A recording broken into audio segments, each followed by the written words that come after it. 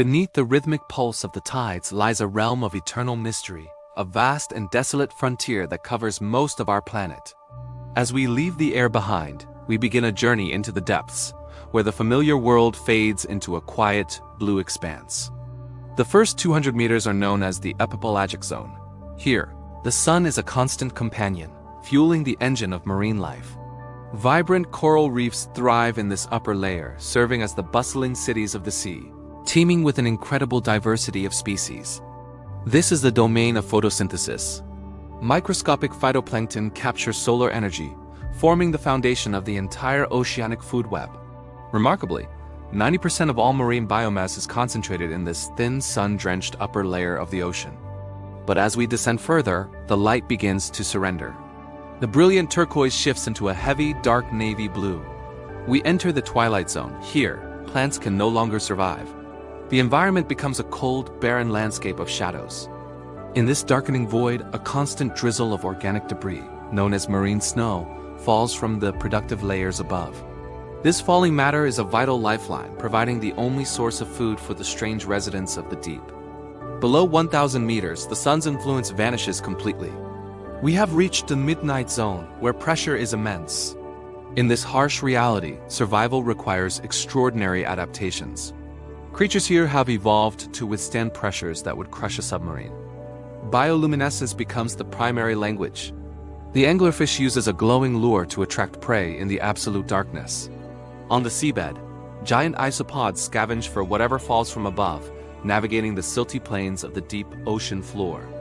The deep sea remains the largest and least explored habitat on Earth, a reminder of how much we still have to learn. As we look upon these desolate depths, we realize that our journey into the mystery of the oceans has only just begun.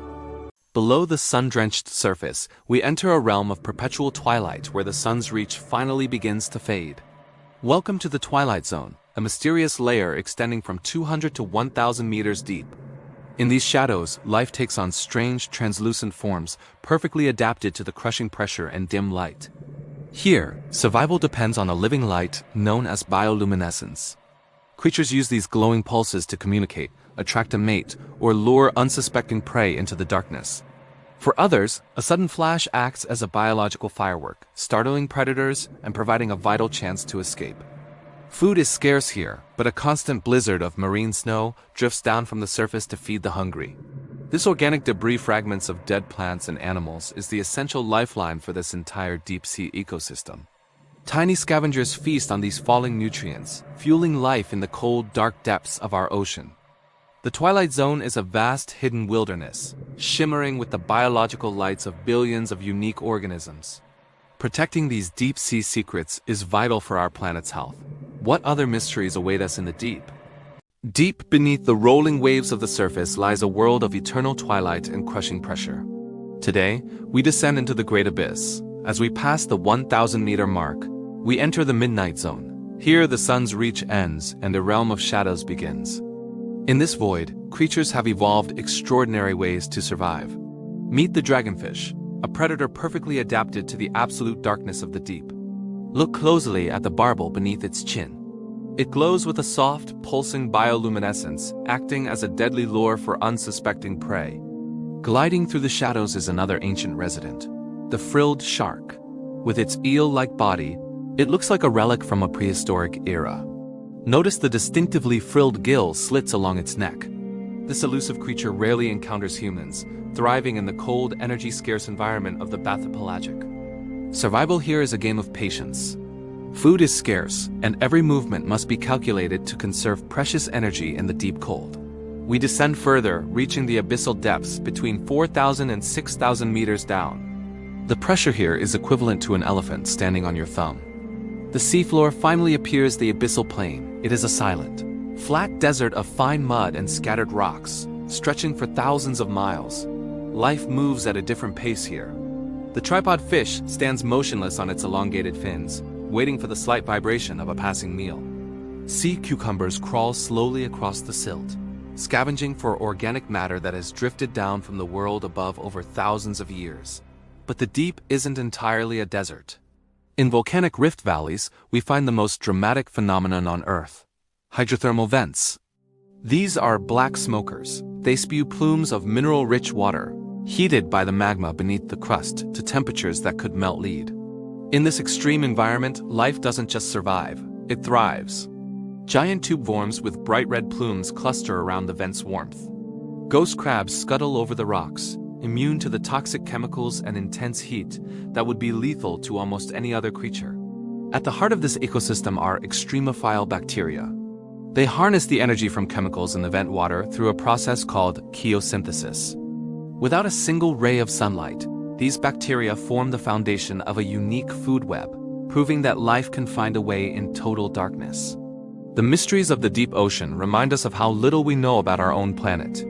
Each descent reveals new wonders of adaptation. As we return to the light, we carry with us a new appreciation for the resilient, strange, and beautiful life of the abyss.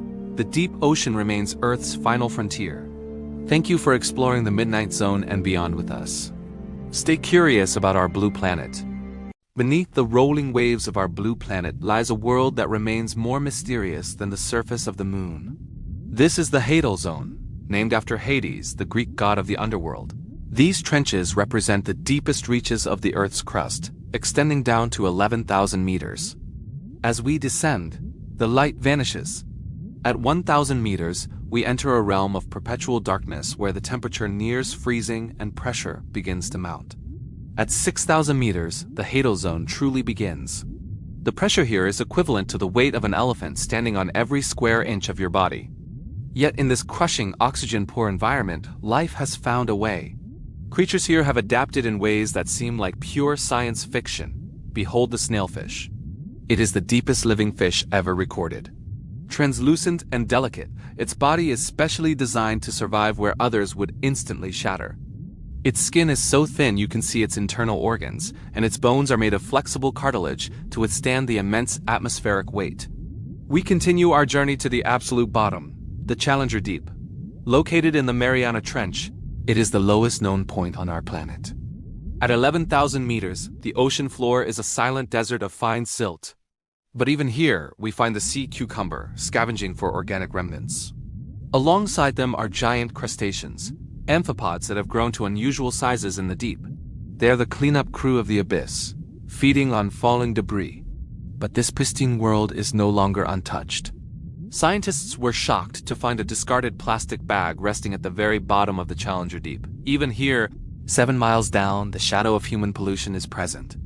It is a sobering reminder that our actions on land reach the furthest corners of Earth. We have explored only a fraction of the Hadal Zone. It remains a final frontier, a sanctuary of mystery that we are just beginning to understand. Preserving these depths is not just about protecting strange creatures. It is about safeguarding the health of our entire global ocean system. As we rise back toward the light, let us remember the wonders of the abyss. The future of the deep is in our hands. Together, we can preserve the unknown.